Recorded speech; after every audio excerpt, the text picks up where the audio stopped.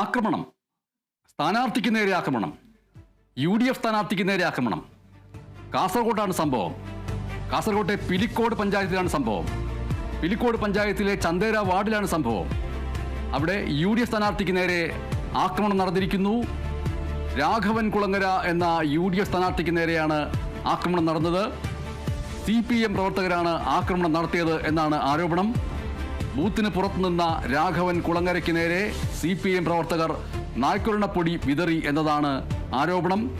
നായ്ക്കുരുണപ്പൊടി നമ്മൾക്കറിയാം, ആ പൊടി ശരീരത്ത് പറ്റിയാൽ ആ ഭാഗം മുഴുവനും ചൊറിഞ്ഞു തടിക്കും. വീണ്ടും വീണ്ടും ചൊറിയാൻ തോന്നും.